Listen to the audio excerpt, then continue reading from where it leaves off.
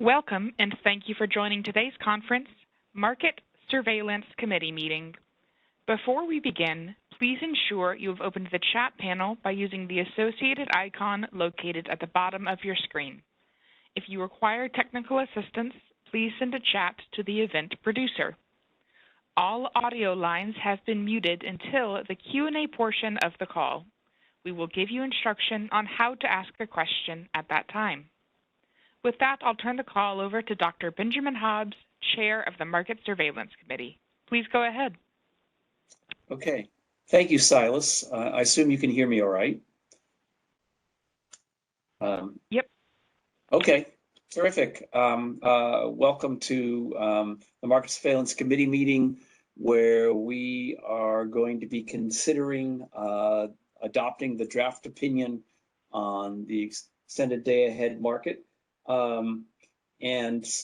First, I'd like to say who's around the virtual table here. We've got from the MSC, myself, Jim Bushnell, and Scott Harvey, who you'll be hearing a lot more from later. And the ISO staff who are joining us include Milosh Bozanak, Sylvie Spivak, George Angelidis, James Lynn, Guillermo Bautista, Greg Cook, Anna McKenna, John Gooden, Shami Davis, and Partha Malvadkar. I think I've got everybody. Is that correct? Anybody I miss? I think we've got absolutely everybody from that building. Maybe it would have been easier to say who isn't on the call. Thank you for joining us. The agenda today is, as usual, start with public comment on any issue other than the EDAM opinion. We'll open the phone lines there, and then we'll have a quick discussion by Greg Cook. He's going to tell you about what's going on with the day-ahead market enhancements initiative and what's expected over the next few months. A week ago, we thought that we were going to be considering both DAME and EDAM today, and it's only one of those, as you all well know. Then we'll talk about the draft opinion, and Jim Bushnell and I will summarize the opinion, and then we'll have an open discussion. I guess we'll see how it goes, how long the summary goes. We may either invite questions on individual topics, or we may wait to the end.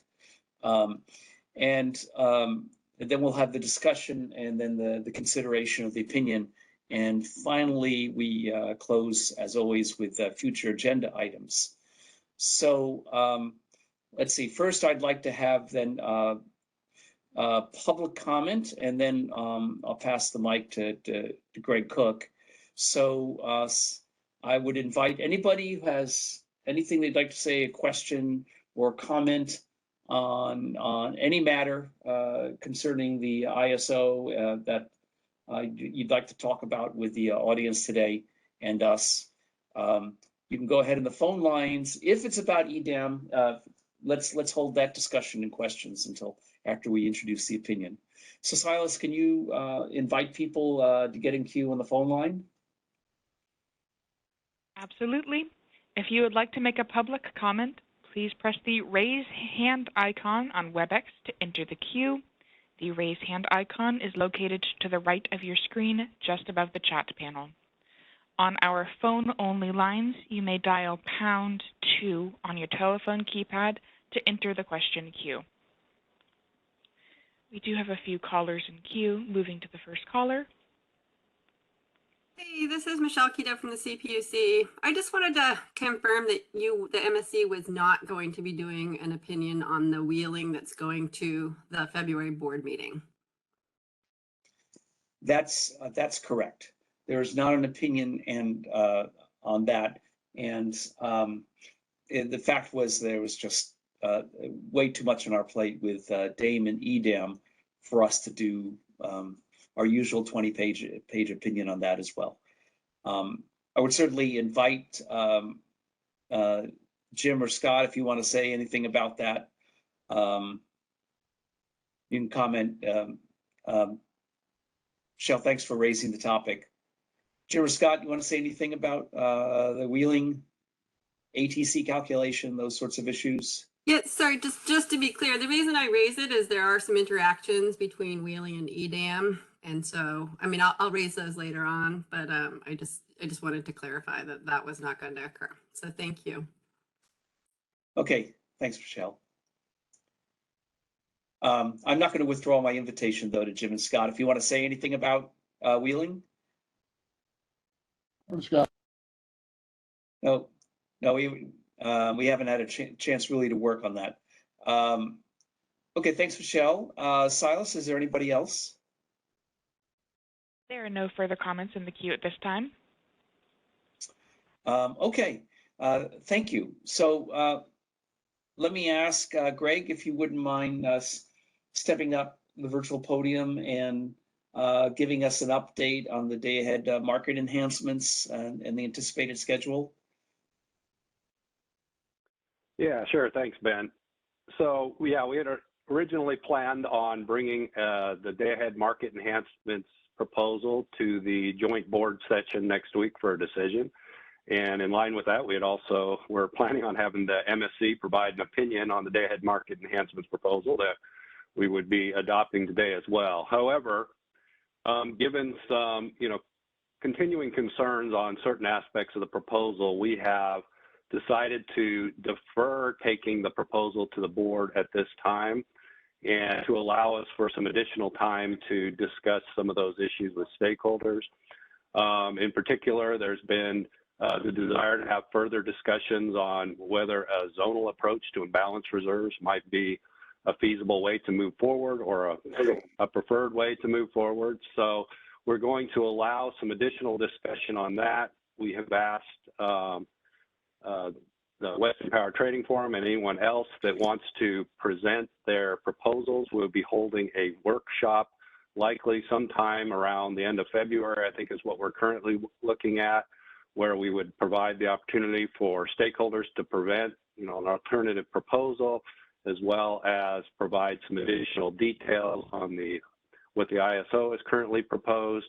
And then our anticipation is we would follow that up with a discussion with the Market Surveillance Committee sometime after that, and then also allow for written comments. And we're anticipating that this would be on a track to get us back to the joint board session in May.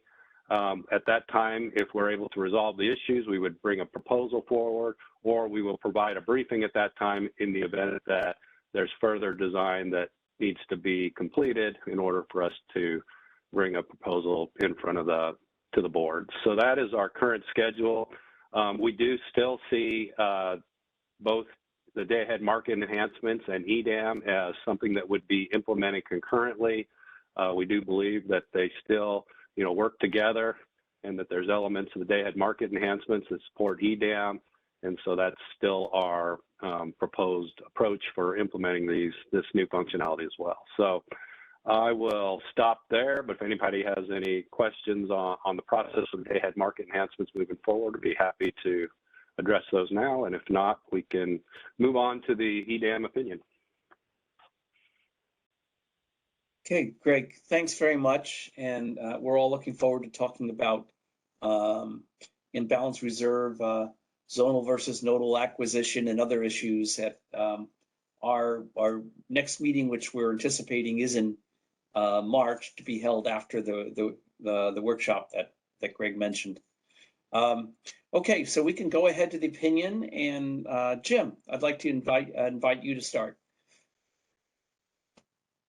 Okay, so I am going to kind of give a high-level summary, which is basically the first or second section, the general conclusions section, and then talk about the resource sufficiency evaluation, which will have a little bit of transmission talk in it, and then Ben's going to talk about GHG.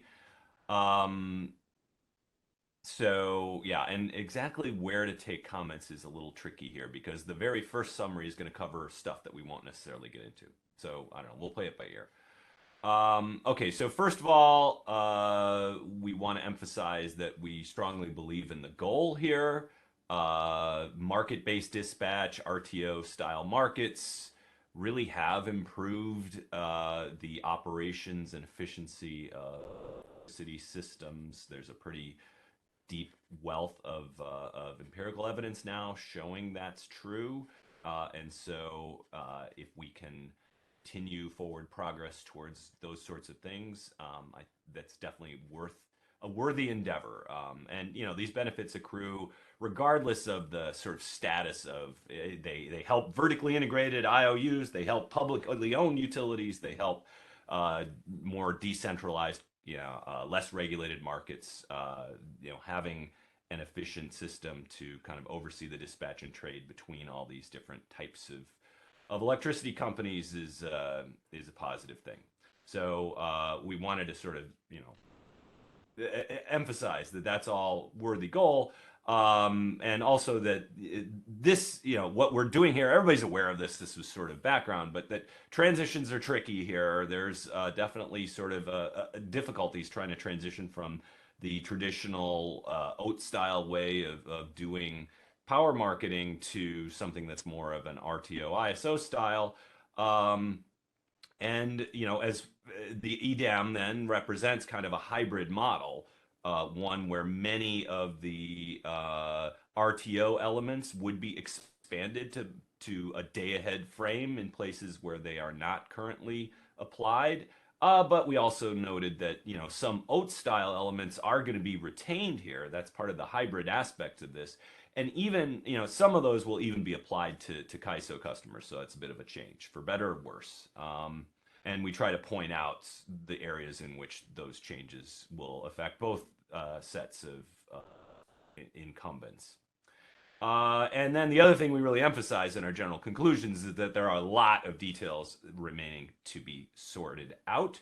And we list some of them at a high level. We get into more details of many of them in the opinion, but not all of them. One of them is that we believe there needs to be a more exhaustive consideration and just articulation of exactly how different types of shortfalls of IR, imbalance reserve, shortfalls of actual energy, how they would be distributed amongst EDAM members, shortfalls in the day-ahead market, shortfalls in real time. There were examples in the opinion that sorted through many of these, but we do believe there's still other scenarios that need to be sorted out in terms of exactly how this would work. Some technical consideration of exactly what the mathematical constraints would look like that would achieve kind of the articulated goals of some of these shortfall distributions. And also, as will come up a couple times, with the shifting of DAME, including the eventual form that a imbalance reserve demand curve might take, that's also going to kind of interact with this question of how do shortfalls of IR get distributed, and how would they be traded off against a bigger shortfall or a different type of shortfall in another region. We just think those are all details that will need to be fleshed out more. The financial penalties for the resource sufficiency evaluation has some issues associated with it that I will get into in a minute. Elements of the greenhouse gas design that Ben is going to discuss. And then there are a couple export constraints here. One is a sort of general export constraint applied to the actual market dispatch, and another is related to the GHG design. So it's also could affect dispatch, but it's a GHG motivated constraint. Those are things that we believe there are more details that will need to be sorted out as well. And then finally, of course, the relationship with DAME, which is still somewhat, since we don't know exactly what DAME looks like, it's hard to know exactly what the interactions with DAME or the appropriate design of certain elements of EDAM should be, given that ideally they would be reconciled with the ideas behind DAME. So those are all details that need to be sorted out. And in addition, there's just a lot of kind of implementation questions about how certain forecasts would be made, how certain constraints would be articulated, and we do believe a lot of simulation would be very helpful in terms of trying to anticipate any potential implementation issues there. So we stress that there's some known unknowns, there's some unknown unknowns. I don't think anybody is under the impression that this is sort of the final story here.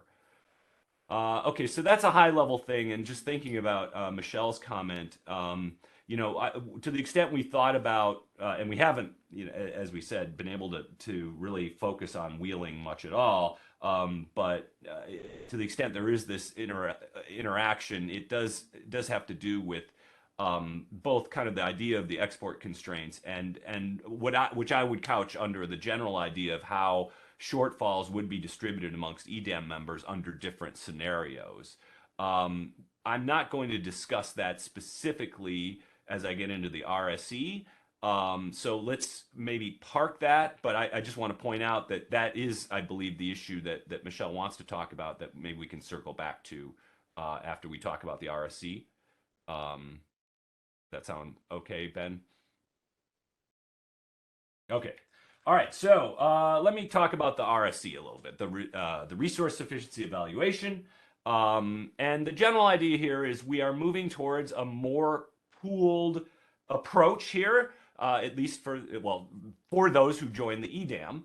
What does pooling mean? Not exactly the extreme level of pooling that we would see in a conventional or more traditional ISO setting, where almost all of the risks would be pooled almost completely.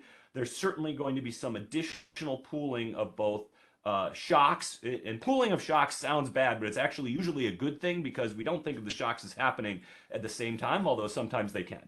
To the extent the shocks happen in a way that's uncorrelated or negatively correlated, pooling, like any kind of risk pool, is actually a good thing, and that's part of the big benefits, the diversity benefits that have been mentioned here. But there is some pooling of shortfall risks as well, although not nearly as much as in a traditional ISO.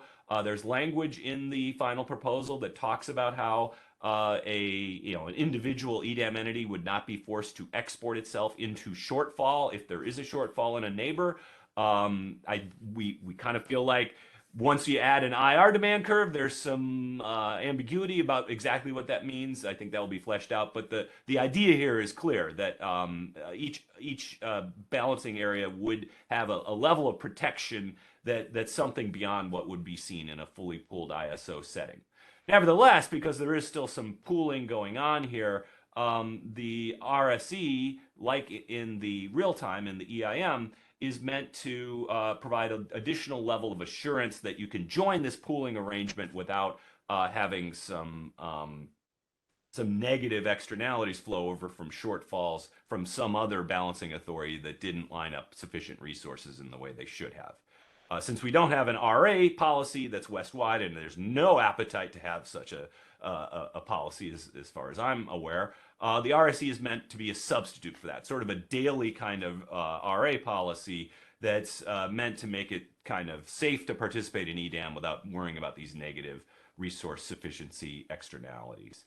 Now, we've covered this in the RSE for the real time, but it's worth kind of pointing out that there are just different implications when we think about an RSE being run in the day ahead versus real time, where there's just more time and it's as much a financial sort of externality that we're thinking about in the day ahead as it might be a physical one, where we also have this real time RSE that would continue but would take on different characteristics once the EDAM RSE is in place.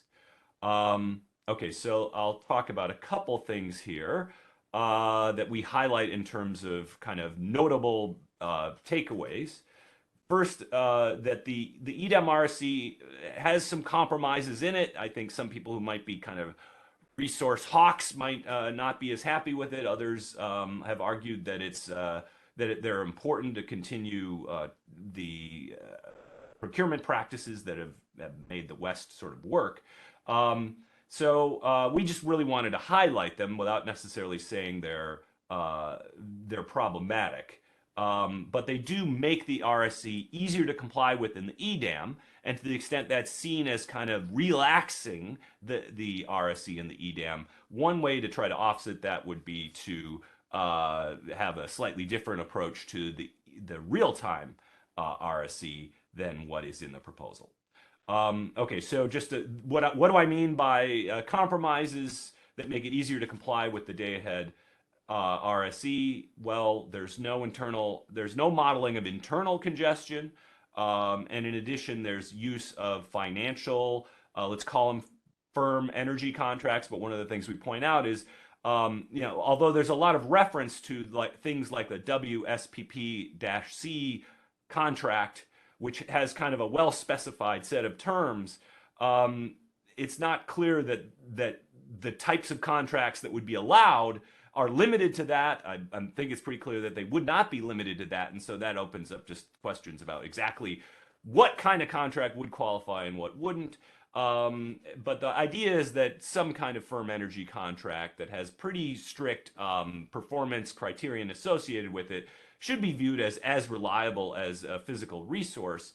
I'm an economist. I'm pretty sympathetic with that view, but there is some problematic aspects of it. Like we don't know exactly where this resource is or what it is. We talk about there's some potential concern of double counting there because it's perhaps possible that these contracts might be met by purchasing out of EDAM. And so there's a bit of circularity there. Now, the incentives for settlement are such that, it's just not clear that that's a huge risk, but it's not clear that it's not a risk either. But more, it's sort of the question of we don't know exactly where these resources will be. And so that, combined with the fact that we don't have internal congestion being modeled, might open up some unintended aspects of just the resources being identified in the RSE are not going to be as deliverable as a more stricter implementation of an EDAM RSE might produce. Now, there are downsides to being more strict in the EDAM RSE, so we're just pointing out those trade-offs. There are other issues, associated with financial contracts that we discuss, and I'll circle back to that in a minute. Okay, so there are these compromises, and again, it's sort of to the extent that stakeholders or experience kind of reveals that these are problematic. There's a couple options. One would be to try to scale back some of these compromises, model internal congestion, for example. But that might be problematic as well. Another alternative would be to make the real-time RSE remain as a BAA level instead of pooling the EIM RSE, and that kind of shifts some of the RSE measurement into real time away from the EDAM, to the extent that we're a little worried about the EDAM being less accurate because of these compromises. All right, so that I foreshadowed a couple things. One is that what happens if you fail the EDAM RSE? One of the things is that you would not be able to earn a benefit that passing would get you in terms of having the real-time or the EIM resource efficiency evaluation be pooled with all the other BAs who have passed in your area.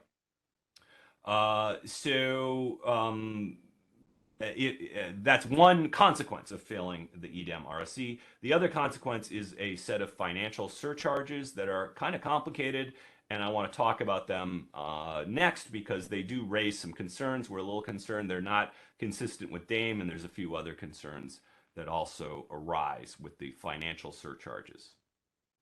All right, so I'm going to move on to talk about the financial surcharges for failure. At a high level, one of the issues here is that the surcharge is based upon a peak hour block from a price index for firm energy. But many RSE failures might involve, or probably would involve, a shortfall of imbalance reserve. So first, your RSE is meant to have enough capacity to cover both your energy needs and your imbalance reserve needs. And so when you start failing the RSE, the first thing you're going to be short of is imbalance reserve capacity. And in fact, the penalties are meant to be scaled by the degree of shortfall of imbalance reserve that a balancing authority has acquired. So you can think of the RSE failure penalties as another level of IR costs. And that's why we see this interaction with the DAME design that I think still needs to be reconciled. And so the way I look at this is we're kind of effectively curing, or we're requiring a financial equivalent of curing a shortfall of IR, a 15-minute rampable capacity product, with a multi-hour block of firm energy. And so there's kind of a mismatch just in terms of products that we are sort of looking at to fill a shortfall of one need. And that also is inconsistent with the concept of an IR demand curve, where a shortfall of, say, 50% of the IR requirement would kick into a multiple of the firm energy index costs, where in fact, with the developments of the IR demand curve, that relaxation would involve less than the cost of a firm energy PBC violation, for example.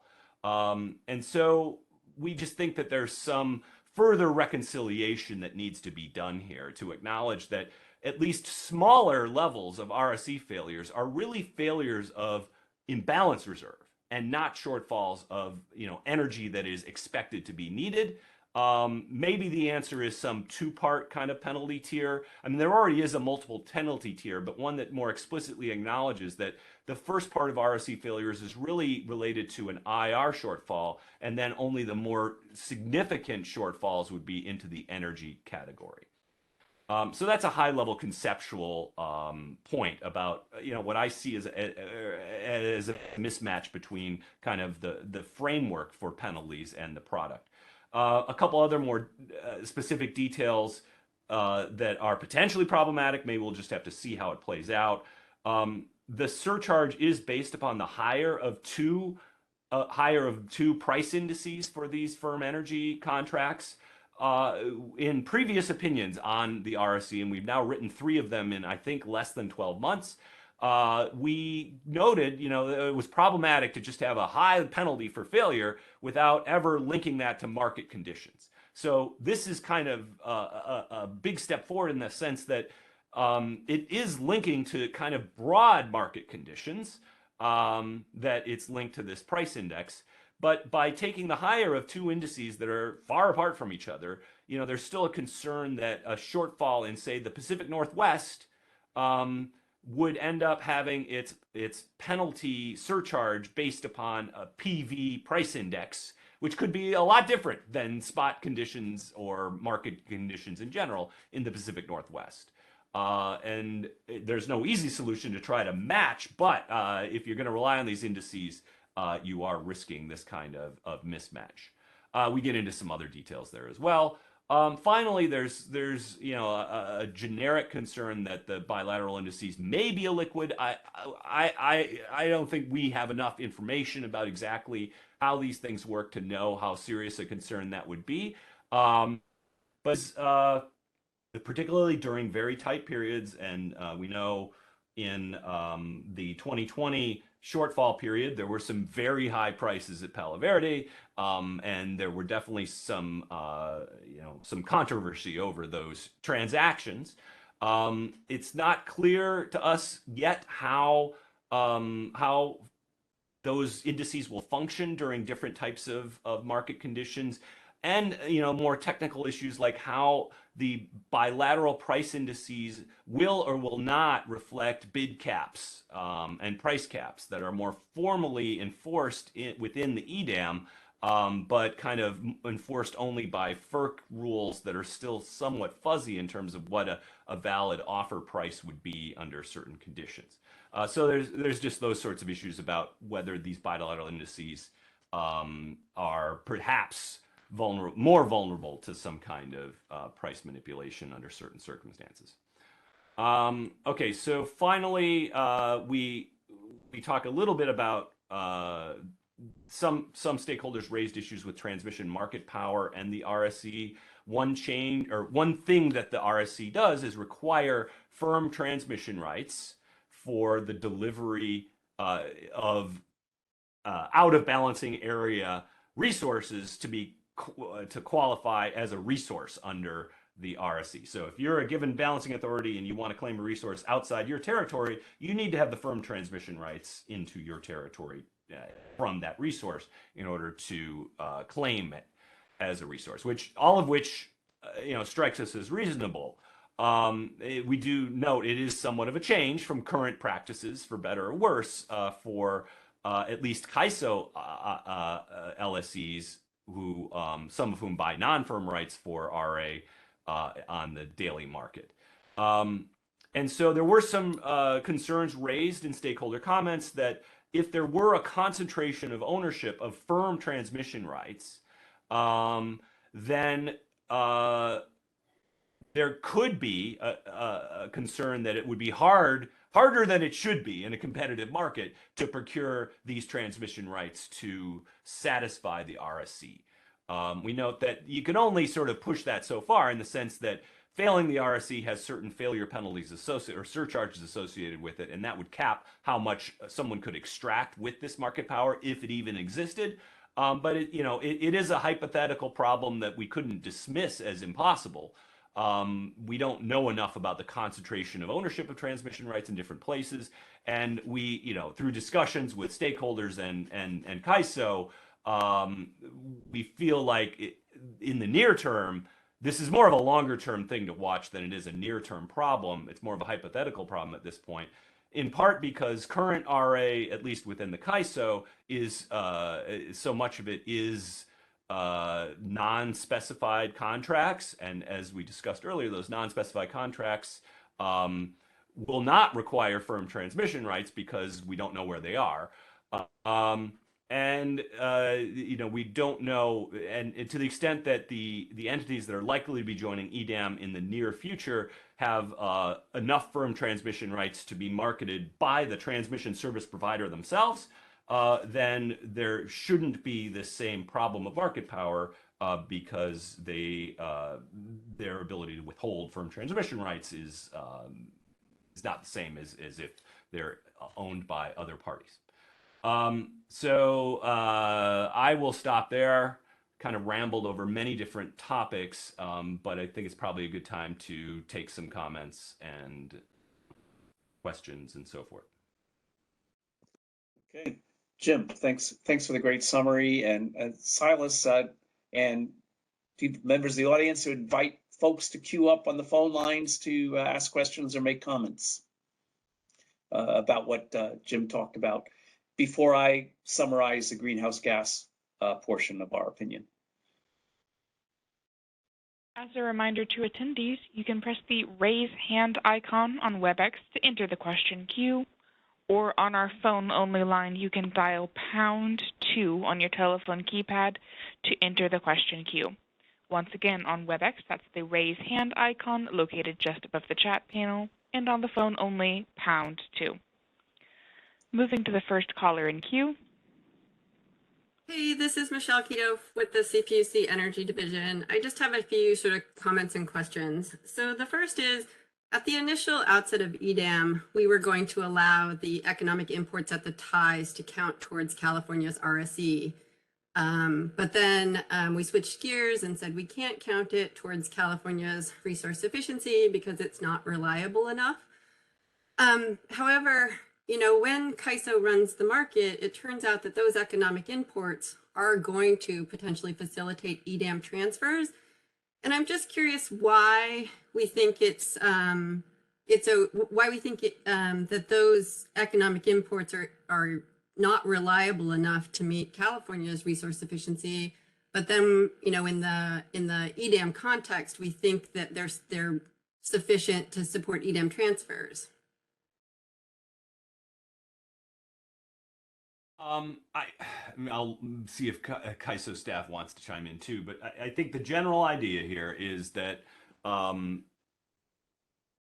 you're supposed to, it's the sufficiency of the resources themselves that makes the confidence in the EDAM transfers what they are. So I think you're saying, well, look, if we buy out of the day-ahead market, that's pretty reliable. I think the general idea of the RSC is that before you do those day-ahead transactions, each area needs to demonstrate that they are in turn sufficiently resourced before those transactions are allowed to happen. Right, but if they displace, imagine that they displace the resource sufficiency resources in an external balancing authority, and so now we have the economic imports that we now think are firm enough for transfers. Doesn't that seem a little odd to you? Well, to the extent that the RSE capacity is a different sort of product than energy, it's not necessarily odd. Well, the So, RSE, I mean, yes, if we had a real-time must-offer obligation for all the resource sufficiency resources, I would agree with you, but we don't, right? but that doesn't mean they won't offer. I know, but there's no guarantee, right? Well, Okay, so, I mean, okay, I think, okay. So then I'll just move on because I have two other points. So unless somebody else wants to take this up. So then we have economic imports at the ties that are supporting EDAM transfers. And if a line goes down, we've all agreed that the D rate is pro rata to load and the export, right? So in that case, if load is 50,000 and exports in this context are 1,500, and we have some infeasibilities, that means California load will take 97% of it and 3% will go to the export that was initially supported potentially by an economic transfer.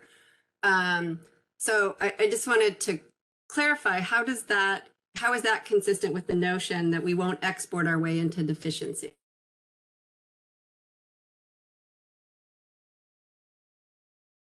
Well, I guess when I made that statement, it was in reference to a run of the EDAM. That the EDAM market itself would not sort of come to a solution that forces one area. And again, we haven't seen the exact specification of this, but this is my understanding of the principle that when you run the EDAM, you would not, and one area is getting into a PBC, you would not force its neighbor also into a PBC so that they both sort of share the degree of violation, that the exporting area would be protected and not be pushed into the degree of a PBC in order to reduce the degree of a violation in the neighboring area in the market run itself. Now you're kind of getting to, okay, well, there's still, we clear the market. For various reasons, the market may not represent the actual reality that emerges, particularly in real time, if there's transmission derates and other things. Anyways, that's a separate issue. What I was referring to was the market run itself, which is no guarantee that, of course, there would not be shortfalls when things happen after the market run. I mean, as far as your point on the transmission derates, I guess we could get someone from CAISO to just confirm that. I think our understanding is if there's a EDAM clears a bunch of exports, and now we want to support those exports as reliably as load. That's sort of the principle of EDAM. And so if there is a derate on the line that is bringing power in, that's necessary to support those exports. That's the scenario I believe Michelle is describing. That the outcome would be to basically curtail both local demand and the exports, basically pro rata, to deal with the shortfall caused by the inability to bring in enough imported power to support both those exports and the local demand. Is that interpretation correct, or is that something that still kind of needs to be sorted out? Yeah, I mean, I have some follow-ups, but maybe if CAISO could confirm that's the case. So if it's 50,000 and 1,500 megawatts of EDAM transfers, my understanding would be 97% California load, 3% EDAM transfers. So if they could confirm that, but then I also want to distinguish between EDAM transfers based on economic imports and then EDAM transfers based on wheels. And that's where I wanted to go next. This is George Angelidis with the guys. So let me address a little bit these first points before you move on, Michelle.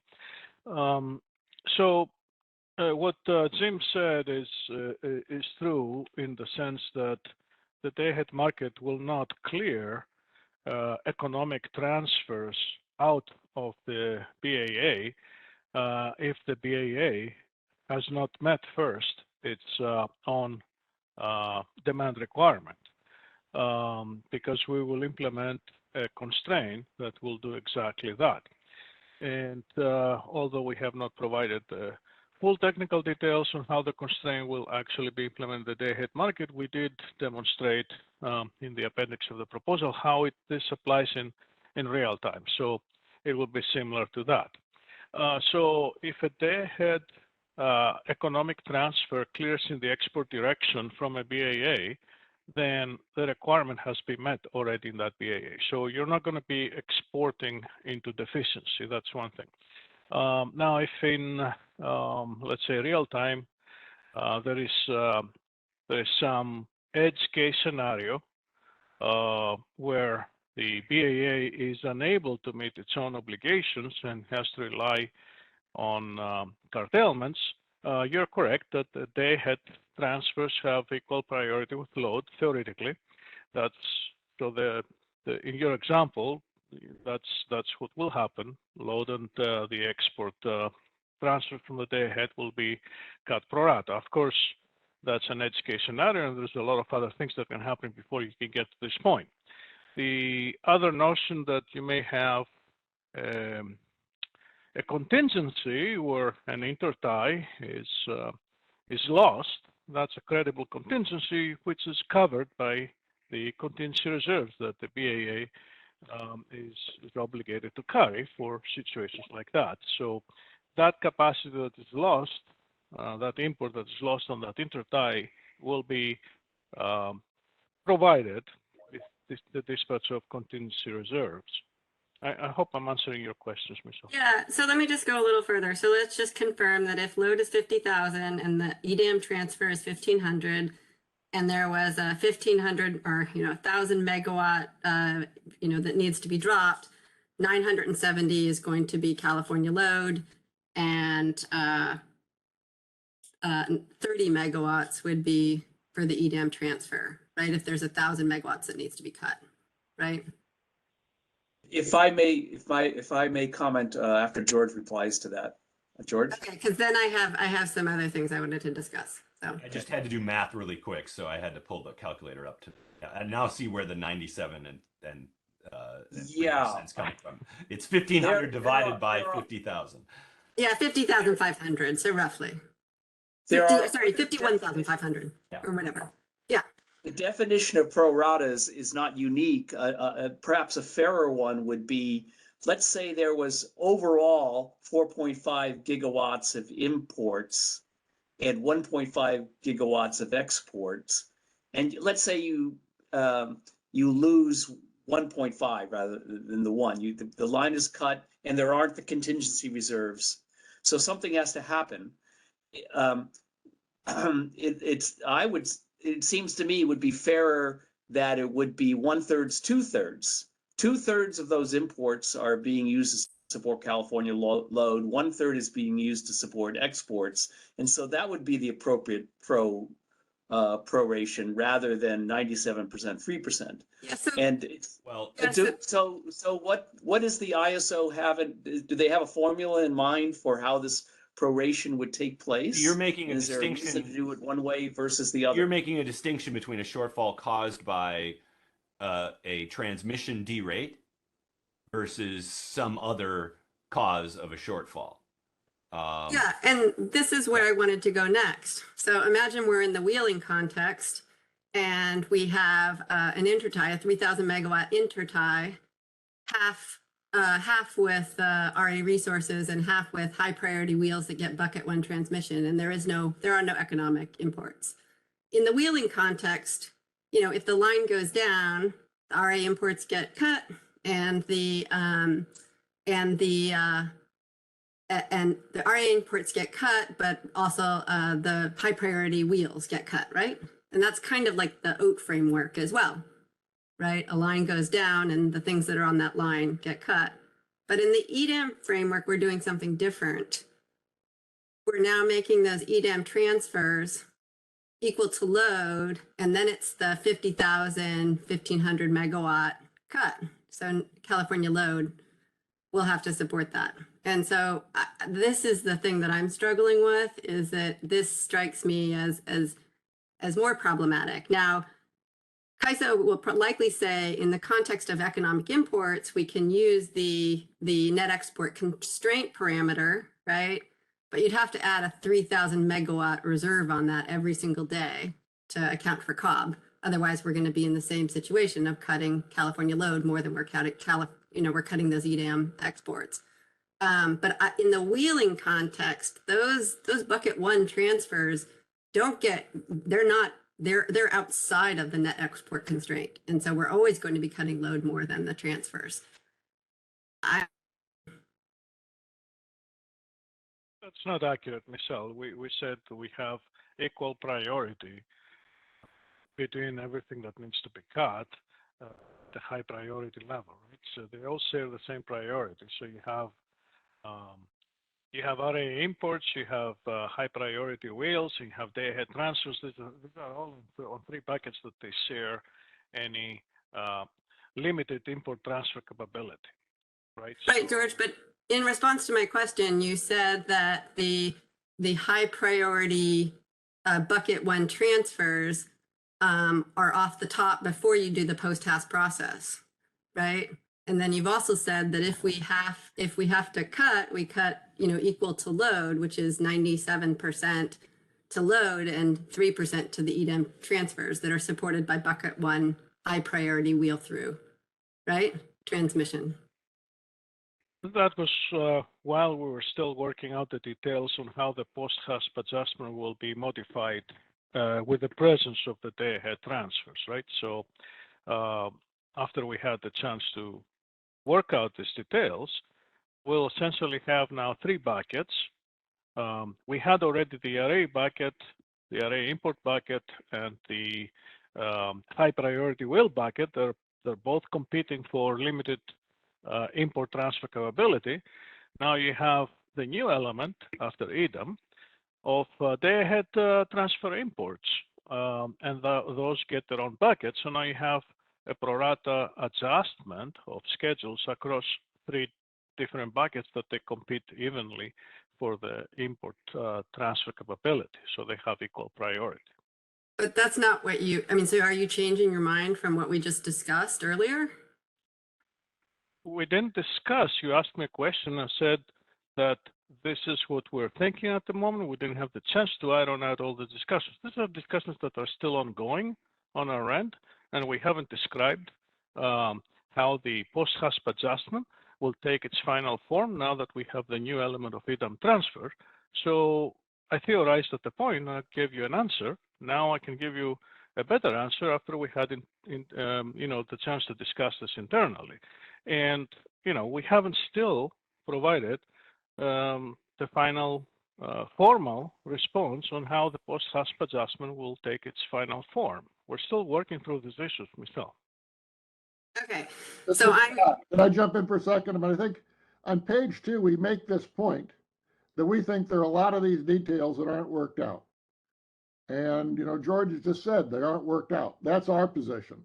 And we may think there are even more things worked out than George thinks are not worked out. But that, as Jim said, we think there's a lot, at the beginning, we think there's a lot of these details that are not worked out that need to be worked out all through this, all through EDAM and all through DAME. Right. I'm sorry, but the EDAM proposal that's going to the board says that the bucket one transfers are not included in the net export constraint, right? That is different. We're not discussing this, right? We were discussing the post-hasp adjustments. Now you're talking about what is included in the net export constraint. These are two different things. Okay. Well, I guess I'm confused. So are you saying the post-haste adjustment is how we're going to cut the EDAM transfers out of the system and not pro rata to load now? No, I said that the post-hasp adjustment, what does it do, right? You have, you're running HASP, and the HASP solution is infeasible, which is indicated by either cutting a high priority wheel or having a power balance constraint violation. So after the HASP solution, this triggers what we call the administrative post-HASP adjustment process, where we take all the schedules, we look at what goes on that intertie, that you have competing priorities of high priority schedules, but not enough intertie capacity to accommodate them all. And then we perform an adjustment of the schedules that goes pro rata. It was, between array imports and high priority wheels. And now it's also between these and the day ahead transfers, right? That's one thing. What is the formulation of the net export constraint is a different thing. Okay, so George, let's say that, sorry, this is really important because I sent you guys a whole list of questions. We went over it, I've asked it like a million different ways. And so I really do want to try to understand. So if there are only RA imports and there are only high priority wheels that are EDAM transfers on a tie, 1,500 megawatts each, are we going to cut and the entire line goes down? Are you saying that the 1,500 megawatts of EDAM transfers that were facilitated by the EDAM imports, or are cut now, and so it's not a 97.3% cut to EDAM? Ms. Allen, your example, when you started, you didn't have EDAM transfers. All I heard was RA imports and high priority wheelings. Just now you're make introducing the day ahead transfer. So let's get the example right so that I can able to. Okay, so 1,500 megawatts of EDAM transfers that go into California and out of California. So we've got a 3,000 megawatt tie, 1,500 megawatts of EDAM imports and then transfers through the system and out of our system, and 1,500 megawatts of RA imports, and the tie goes down. What happens? And we can't redispatch. There's no economic solution. All right. So what you call wheel here in this context is like an EDAM transfer that is import and somehow has an EDAM transfer as an export. We don't see them as we don't tie those two, they're independent transfers. So let's say, so in your example here, there's another concept of PT wheel that we were talking earlier, okay? So you only have two buckets. You have the import schedules and you have the day ahead import transfer, and they're competing for a limited import transfer capability on that intertie, right? And the HASP solution came out saying that I can accommodate all these high priority schedules. I need to cut X megawatts, all right? So now we go through these two buckets. One is represented by the array volume that goes bidding on that tie, and the other by the day ahead import transfer. And we do a pro rata schedule in these two buckets to come up with the X megawatt curtailment that we need to do to accommodate the available intertie capacity. It's zero, George, in my example. Whatever it is, then the X is the entire capability of the intertie, but the methodology doesn't change. You do pro rata between those two different. George, she's asking about.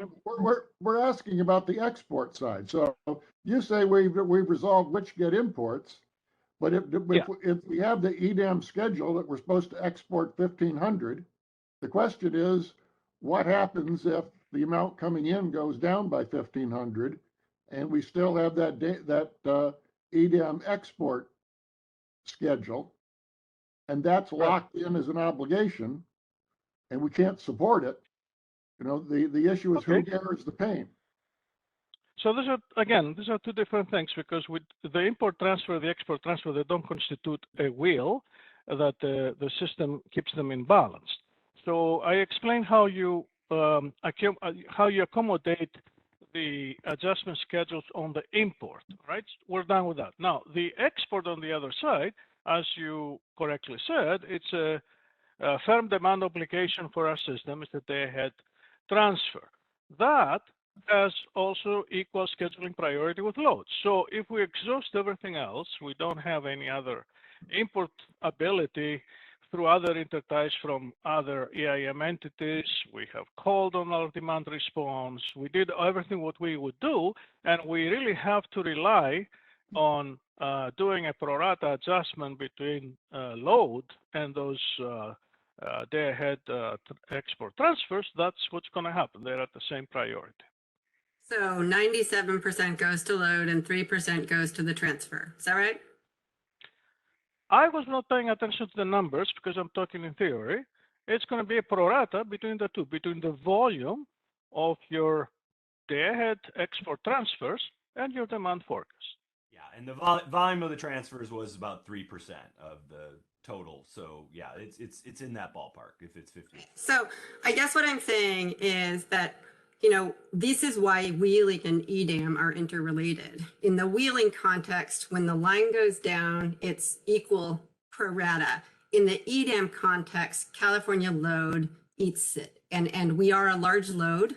And so we will, you know, when things go wrong, and we rely on imports and we rely on long line transmission. So it's not a theoretical thing. I mean, this occurred on July 9th with Cobb. And how we got out of that was we cut the exports. And I'm saying we no longer have that option. So it definitely, it's like one less degree of freedom. Okay, I think I've made my point. Thanks for hearing me out. I really appreciate it. Thanks a lot.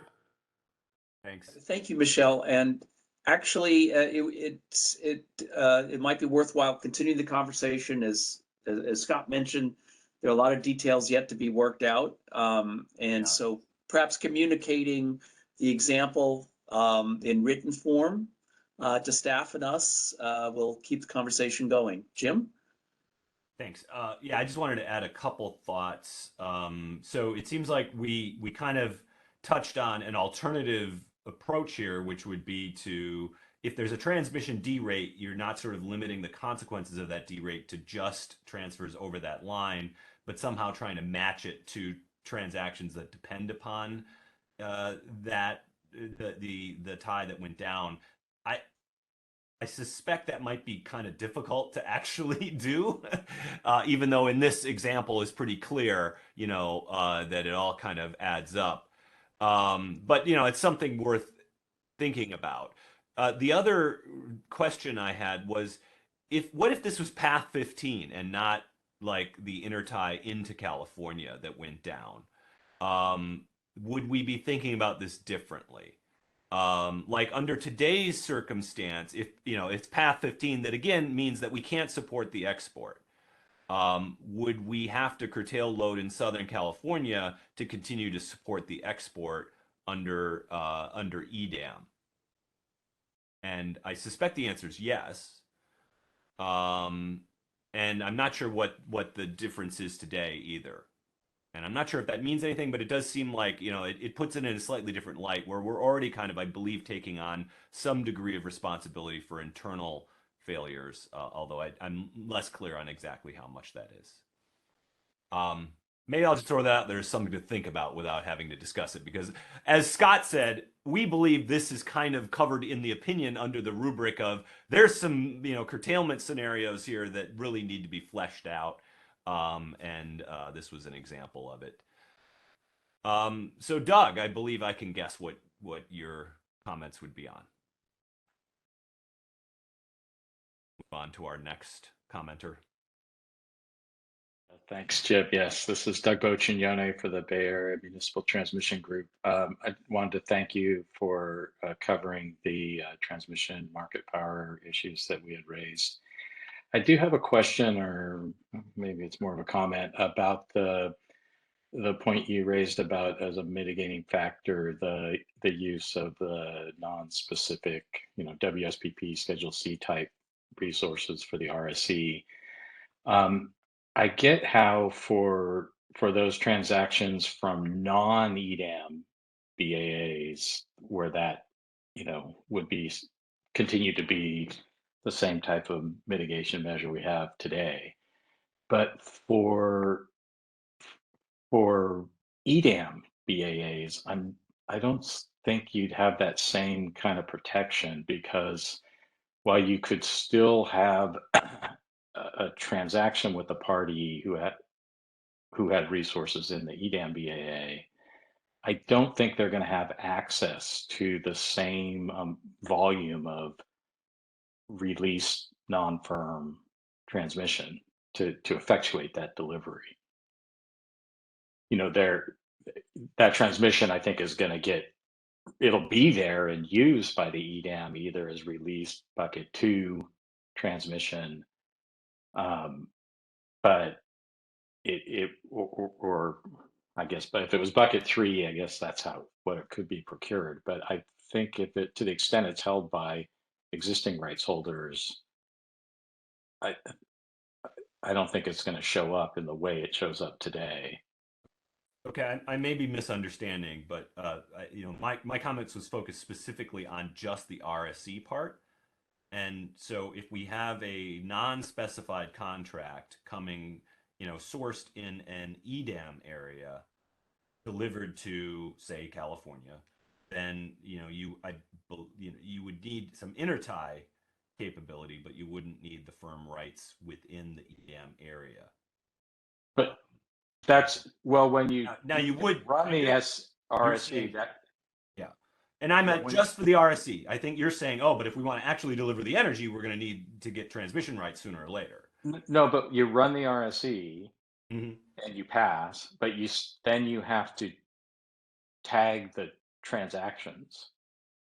And if you can't get the transmission, how are you going to tag the transaction? Unless the 2 BAAs, after the market runs, say, oh yeah, the market ran, and we are going to allow that the transactions that cleared to tag and complete the test, to verify that the transmission was there. Doug, this is Scott Harvey. I'm not sure if this is the same scenario, but I think that's the scenario we discussed in the second paragraph on page 11. And what we said, we understand that there's a potential under pathway 2 for some of the non-firm to disappear. And I think that's what you're talking about, so that there's no non-firm available to be used to tag the transaction. And what we said is we think that given the volumes that are being impacted initially under who we expect to understand will be an EDAM, this is not a material problem. But we're saying that we have to look at this and see if it looks like it's something that needs to be addressed before EDAM expands further. And it's just hard to figure out in advance everything about whether this is a problem or not a problem. But we identified the issue, I think, in our opinion. And, as EDAM expands, it'd be more of an issue that needs to be addressed. But we don't think it didn't appear to us, given the magnitudes, that it was a critical issue for the first couple of companies that joined EDAM. Yeah, I appreciate that, Scott. And I think you're right. I think it does. It falls into that grouping. And if most of the intertie capability becomes in EDAM, is from BAAs that join EDAM, then I think you definitely, the issue is going to have to be looked at very carefully, because you wouldn't have this mitigation measure of you could count in the RSE these unspecified resources, but your ability to then complete the step will have gone. And so then I think you won't be able to contract with those types of resources in that scenario, because they won't be able to count on being able to get the transmission.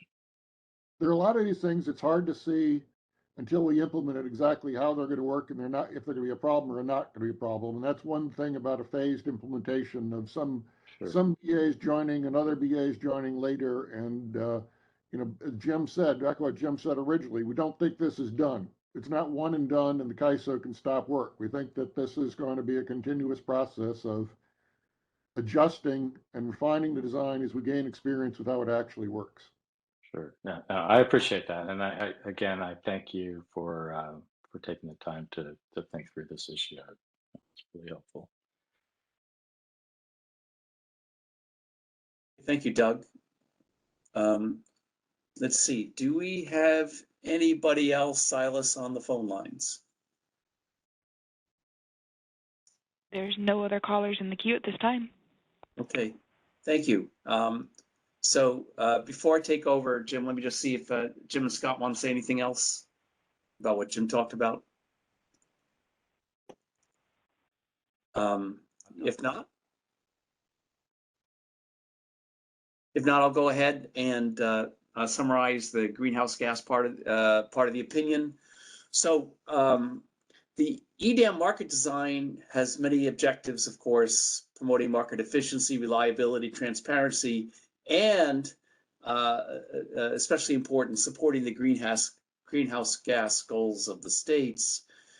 The difficulty arises when there's a political subdivision, California or Washington, and hopefully others soon, that have environmental goals regarding how a good that is traded in a much larger market is produced, and regulations can be rendered much less effective or even counterproductive by emissions leakage. Emissions leakage being decreases in production in regulated areas incented by decreases that are incented by regulation, with imports making up the difference, perhaps from supply sources that have their own emissions, perhaps even as high or even higher emissions. And various measures can be taken, called border carbon adjustments, to deal with this. And such measures can be very fraught in terms of legal considerations, Commerce Clause type considerations, as well as economic, environmental, and reliability implications. Designs that, for example, try to restrict trade in order to prevent leakage might merely increase costs without any environmental benefits and be counterproductive. So what's proposed here in EDAM will take the general approach used in EIM of incorporating greenhouse gas costs into dispatch and pricing just for some areas of EDAM and not others. Such a procedure requires a process for deeming what power is deemed delivered into greenhouse gas regulated area and from whom or at what emissions rate. So the proposal basically expands the EIM approach. You constrain the supply that can be deemed as imports into the greenhouse gas regulation area, and you try to limit that supply. You try to prevent it from being from a base reference schedule. So the constraints as they're formulated now in EIM and would be formulated in EDAM will limit but not eliminate the possibility that low greenhouse gas energy included in a baseline reference schedule would be deemed to be delivered to a greenhouse gas regulated area in the IFM. The constraints are designed to try to limit that. Eliminating it altogether, as has been discussed by ISO staff, would involve implementing 0-1 variables, and that could cause all sorts of problems with non-supporting prices and computational issues that they and we and the MSC think should be avoided. Before talking about this further, I would personally like to point out the environmental implications of the imperfect prevention of baseline reference schedules being deemed as coming into a greenhouse gas regulated area. The California Air Resources Board does now apply EIM, an allowance of surrender procedure, which allowances are freely allocated to California entities are surrendered equal to the difference between an unspecified rate, 0.432 tons per megawatt hour, and the rate that winds up being deemed for EIM imports. To the extent that 0.432 is a good approximation of the marginal emissions arising from that are due to California imports, that can help mitigate the environmental implications, the greenhouse gas implications. But of course, this giving up emissions, freely allocated emissions in California, will encourage migration of production and capacity from California to the regions that are exporting to California, which has reliability and other issues. We don't know to what extent that will happen. This has not been analyzed, but this is a concern. I'll return to that in a minute. So the baseline against which the import constraints will be applied is going to shift from self-reported base schedules, which is what's used in EIM, to a hypothetical reference pass in EDAM. And we believe that generally that's a good idea, although untested, and there could be unexpected consequences that have to be watched out for. So this expansion could potentially and simultaneously reduce the possibility of a resource shuffling or leakage in the broadest sense of the term, but we don't know to what extent. But at the same time, it might increase the amount of what's called secondary dispatch, which is in the sense that the secondary dispatch is kind of a resource shuffling that is accounted for in the centralized EIM EDAM markets.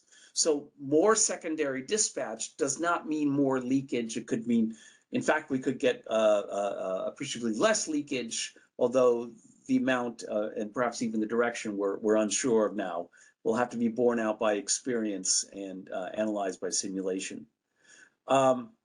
Okay, there's one aspect of the proposal that we were concerned about, which concerns forward contracting requirements for importing low GHG energy. So the proposal would exempt RA that's imported into California from the reference pass run. And we thought that was overly restrictive, and this exemption should be expanded to other non-RA clean energy sources that are under medium or even long-term energy contracts to California, Washington State, or other greenhouse gas area LSEs. It's our understanding that the ISO has agreed with this, and this will appear in the management's board memo to the boards, and we think that's a good idea. Let's see. The final thing I'd like to say is that we do support efforts to explore revisions and alternatives to the proposed greenhouse gas treatment that's presently in the EDAM proposal. These include LADWP's load-based accounting system, as well as a source-based system that's been proposed, which would require all sources in a BAA or zone to surrender allowances at the same rate, at some sort of deemed rate, rather than discriminating among sources in there, except for not perhaps, but definitely I think, RA sources that were built particularly to serve California load. At any rate, the idea is to approximate the marginal emissions associated with increases in net load in the zone. These are issues that Jim and I and Frank Wallach discussed back in 2007, including at a meeting at the California Air Resources Board. And it's definitely worthwhile to explore broad alternatives for dealing with border carbon adjustments, such that that would best achieve the goals of economic efficiency, reliability, transparency, and the individual jurisdictions' carbon goals. As we get more such jurisdictions, as many of us hope there will be, and things get more complicated, we may want a different system to deal with that, and hopefully avoid the situation where we conceivably could have rules that are counterproductive and increase both costs and emissions, which I think would be very unfortunate. So at this point, if there, let's see, first of all, Jim and Scott, if you want to add anything, and then we'll turn to the phone lines. At this point. I just wanted to add one other thing we discuss in the opinion is our concern about this export constraint that's imposed. We don't really agree with the fundamental premise behind the whole idea of the constraint. It's kind of I think, yet to be established, that any export out of an area that's a net importer has to be considered resource shuffling or the equivalent. And it just seems like there could be some really concerning unintended consequences for market outcomes, and it's just not clear that there's an environmental benefit at all behind it. Now, we started working on this when it was I forget if it was our understanding, or I think an earlier version of the proposal had a much more rigid interpretation of this constraint that was even more concerning, and we really opposed trying to do something along those lines. It's kind of the constraint itself has evolved, so it's a little less dramatically concerning, but it's still one that we really kind of question the environmental benefit of it, and don't and it doesn't necessarily we're still not clear exactly how it might affect market outcomes in that sense. So we're not huge fans of the export constraint. Right. Yeah, Scott, to just add to that, we're very, as the CAISO has modified it in the final proposal and as they've explained it to us, we think it's okay. It might not have much impact, but it won't have, the impacts it have will be to raise the cost of emissions, but it doesn't have the unpredictable and huge increases in costs that are unrelated to emission costs. But we're very concerned that we understand exactly what the CAISO is going to implement and it not change in a way that leads us back to some of the original design issues. Okay, thanks, Jim and Scott. So in summary, what we see in the final proposal has allayed some of our concerns, but there's a nagging concern that what is essentially an ad hoc constraint could have counterproductive consequences. And of course, the important thing is to keep the eye on the prize, which is market efficiency and reducing greenhouse gases. And neither from simulations nor from experience do we know how this particular constraint will fare against those ultimate objectives. Do we have any folks on the line who would like to ask any questions or make any comments at this point on the greenhouse gases? Silas, is anybody queued up? As a reminder to attendees, you can press the raise hand icon on WebEx or #2 on our phone only line to enter the question queue. There seem to be no questions in queue at this time. Thank you, Silas. Okay, so let me just check. Jim and Scott, is there anything else you want to say about anything else in the opinion or the EDAM initiative in general? And I'll check one more time on the phone lines to see if there are any other comments. No comments from Scott. Same for me. Okay, thank you. And Silas, if you could invite, make one last invitation for anybody to queue up to make a comment about anything in EDAM or a question. As a final reminder, yes, pressing #2 on our phone only line or the raise hand icon located just above your chat panel on WebEx will indicate that you wish to ask a question.